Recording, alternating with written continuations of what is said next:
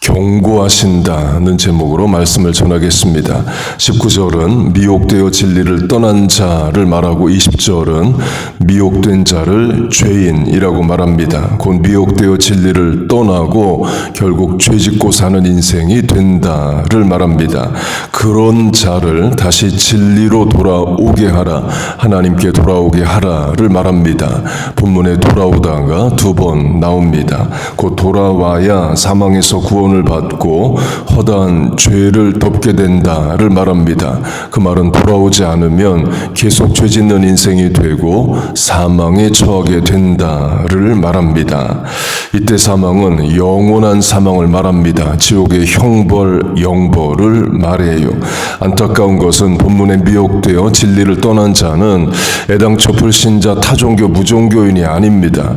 예수를 믿다가 타락하여 타종교 무종교인이 된 자 또는 기독교 이단 사이비에 빠진 자를 말합니다. 강조점은 야고보서는 경고로 끝이 난다입니다. 돌아오지 않으면 영원한 사망에 처해지고 그 죄값을 치른다를 경고하는 것으로 야고보서는 끝나요. 다른 서신서들은 축복하는 것으로 끝납니다. 대표적 서신이 고린도 후서로 그 마지막 절 축복 기도를 우리가 주일 예배 축복 기도로 씁니다. 주 예수 그리스도의 은혜와 아버지 하나님의 사랑과 성령의 교통하심이 너희 무리에게 있을지어다. 말세지말 지옥의 형벌을 말하는 계시록도 축복으로 끝납니다. 주 예수의 은혜가 너희 모든 자들에게 있을지어다. 아멘. 그런데 야고보서는 경고로 끝이 납니다. 또 경고로 끝나는 다른 서신서는 요한 1서입니다. 자녀들아 너희 자신을 지켜 우상에게서 멀리하라. 로 끝이 납니다. 경고로 끝이 나는 거죠. 우상에게서 멀리하라와 본문에 미혹되어 진리를 떠난 자를 연결시키면 신약시대의 우상은 로마의 우상입니다. 우상의 특징은 그 지역마다 지역 우상 신이 따로 있다입니다. 바울이 가서 전도했던 그리스 아테네로 하면 아테네라는 전쟁과 지혜의 신을 섬기는데 도시명도 아예 신의 이름이에요. 에베소서로 하면 아데미, 아르테미스, 영어로 하면 다이애나에 해당하는 지역신을 섬깁니다. 물론 다른 로마의 신들도 섬기지만 그 도시가 섬기는 신들이 따로 있어요. 미국식으로 하면 알래스카 주의 주도가 주노, JUNO입니다. 제우스, 로마식 발음으로 하면 주피터의 아내가 주노인데 미국 도시의 이름 중 하나도 그 로마의 신의 이름을 따서 지금도 있습니다. 성경시대식으로 하면 그 주노의 사람들은 제우스의 부인 주노, 헤라를 섬기는 게 되는 거예요. 그렇게 도시마다 지역신이 있습니다. 그 도시의 신은 비즈니스, 사업, 영업과 직결됩니다. 사도행전을 보면 에베소서에서 아데미 신상을 만들어 파는 사람들이 적지 않은 수입을 얻었더라고 말합니다. 우상을 만들어 파는 것 자체가 큰 수입이다라면 그 우상과 연결된 비즈니스들이 얼마나 크겠어요. 그런데 바울이 가서 아데미는 신이 아니고 믿지 말고 하나님을 믿고 예수 믿으라고 전도합니다. 그러면 사람들이 예수 믿는 한 명, 두 명 예수 믿으면 아데미 우상 비즈니스가 안 되는 거죠. 그래서 에베소 사람들이 이런 말을 합니다.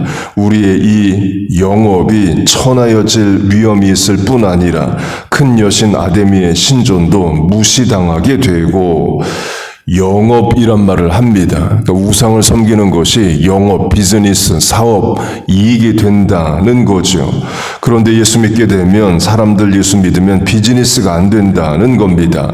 아데미 신이 귀하게 여겨져야 우리가 먹고 사는 건데 아데미 신이 천하게 여겨지면 그동안 이 에베소를 운영해왔던 전체 비즈니스 시스템이 무너지는 것과 같은 거예요. 그래서 에베소 사람들이 바울을 죽이려고 합니다. 한국으로 적용하면 한국 5천년 역사의 기본 근본의 신앙은 무속신앙, 샤머니즘입니다. 고구려, 고조선, 백제, 신라 다 무속신앙 사회였어요. 곰이 마늘을 먹고 사람이 되었다. 박혁거세 아래에서 태어나서 새처럼 아래서 태어났다. 고구려 국기가 삼조고 다리가 세 개인 까마귀인 것들이 다 무속신앙을 말합니다. 고려는 불교 사회였죠. 불교도 무속신앙과 연합합니다. 삼신각이 그의 입니다. 한국 불교에만 있는 곳으로 조상의 위패를 모시는 거예요. 정통 불교 교리는 부모가 죽으면 조상신, 귀신이 되는 게 아니라 환생해서 다른 존재가 됩니다. 그런데 한국 불교는 그 무속신앙을 받아들여서 조상의 위패를 모시는 삼신각이 대웅전 옆에 따로 있습니다. 전 세계 어디도 없는 실천이에요. 또 다른 예는 스님들이 부적 쓰는 겁니다. 정통 불교 교리에는 그런 건 미신입니다. 그러나 한국 불교는 스님들이 부적 쓰죠. 영업이 돼서 돈벌이가 돼서 하는 겁니다. 조선시대는 유교사회였지만 역시 무속신앙 사회였습니다. 무당이 그의 입니다. 무당이 국가 중대지사에 날짜들을 정하고 또 비가 안 오면 무당이 나서서 비가 오게 해달라고 굿을 병이 들면 귀신이 병을 줬다 생각하고 그 귀신을 쫓는 굿을 무당이 했습니다. 곧 조선사회에서 꼭 필요한 게 무당입니다. 그런데 조선사회는 무당을 천하게 여겼습니다. 꼭 필요한 존재인데 귀하게 여기질 않았어요. 지금 한국도 그렇죠. 무당 찾아다니고 무당에게 인생 의지하는 사람들이 무당을 귀하게 여기느냐? 그렇지 않습니다. 천하게 여깁니다. 너 커서 무당 되라. 자식들에게 그런 말 절대로 안 하고 선자리 결혼에 무당 자녀다. 그러면 다 싫어하는 게 한국의 현실입니다. 그 천하게 여김을 받으면 영업이 안 돼요. 에베소 사람들이 그걸 걱정합니다. 바울 때문에 다른 종교가 이 에베소에 들어오고 아데미 여신이 섬김을 못 받으면 우리 영업이 안 된다를 걱정합니다. 뭘 말하려는 거냐? 신약시대 우상은 단순한 종교성이 아니라 영업성, 비즈니스 성격이 강합니다. 사업, 직장, 사회생활이 우상을 섬겨야 먹고 사는 사회인 거예요. 에베소서를 보면 그 아데미 신전이 나옵니다. 신전은 단순한 종교 건물이 아니라 플라자, 광장, 시장이었습니다. 유럽이나 남미에 가보면 플라자들이 있죠. 정부 건물, 성당, 시장, 광장 이 네 개가 늘 같이 있습니다. 거기 가야 물건 사고 종교 행위하고 공적 업무 보고 사람 만나고 영업하는 겁니다. 성경시대 신전이 그런 역할을 했습니다. 그래서 영업하려면 아데네 신전에 가서 다 같이 같은 직업 군끼리 제사 드리고 나와서 또 영업하고 물건 사고 팔고 그랬습니다. 그래서 신약시대 우상의 힘은 종교성뿐만 아니라 먹고 살게 하는 영업성이었어요. 그 도시의 신을 섬겨야 먹고 사는 겁니다. 이 미국도 마찬가지죠. 미국의 시대가치, 아이디올로지, 이데올로기, 문화, 영양 이런 것들에 굴복해야 출세하고 성공하는 직업군들이 있습니다. 그걸 지금의 이집트로 하면요. 로마 제국 시대의 이집트가 로마의 식민 지배가 되고 로마 제국이 기독교 제국이 되면서 이집트도 기독교 나라가 됩니다. 2000년 기독교 역사가 이집트에 있어요. 이집트 기독교를 캅틱 철치라고 합니다. 그러니까 지금도 국민의 9% 정도가 기독교인이라고 말합니다. 그러나 절대 다수가 이슬람인 국가가 되어 있죠. 이집트도 명목상 종교의 자유가 있는 나라입니다. 그러나 현실적으로는 없어요. 예를 들면 이집트 기독교인도 학교 교사할 수 있습니다. 그러나 교감 교장으로 승진은 못해요. 취업할 수 있습니다. 그러나 사장 회장 이런 식으로 승진이 안 됩니다. 기독교인이 사업을 하면 거래가 어렵고 비즈니스를 열면 손님이 안 찾아옵니다. 그러면 출세하고 성공하고자 하는 사람일수록 기독교를 버리고 이슬람이 되겠죠. 그래야 영업도 하고 출세도 하기 때문입니다. 그리고도 세금 문제가 있습니다. 기독교를 믿으면 세금을 더 내야 돼요.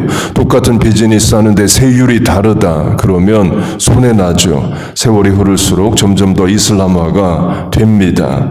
곧 요한일서가 강조하는 우상에 대한 경고는 너 먹고 살기 위해서, 직장에서 승진 출세하기 위해서 우상을 섬기면 안 된다. 우리 식으로 하면 믿음 버리면 안 된다를 경고하는 겁니다. 본문 야고보서로 하면 그런데 미혹이 돼서 진리를 떠나면 안 된다를 말해요.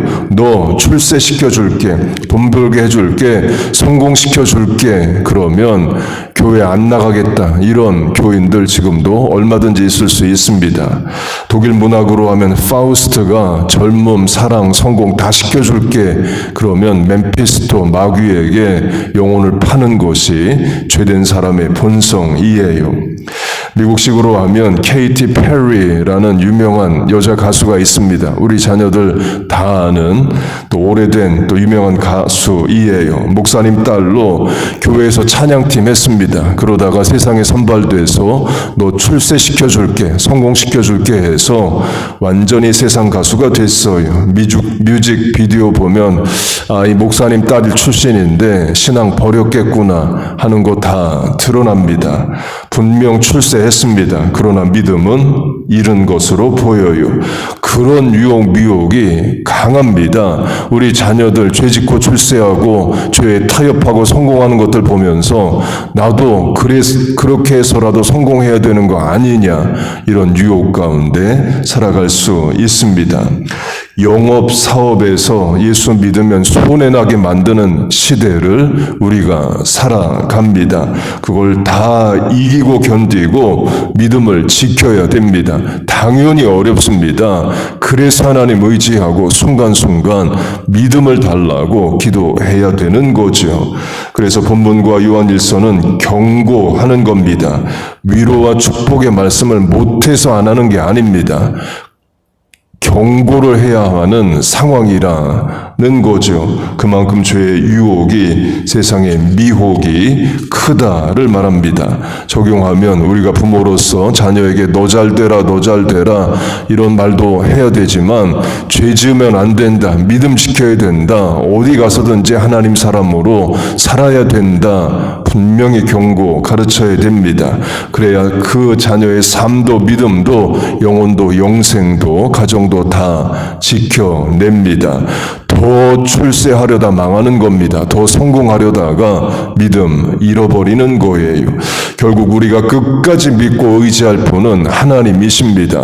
우리 인생 끝까지 죽음 이후에도 책임지고 부활로 영생으로 인도하실 분은 하나님이셔요. 여러분 믿습니까?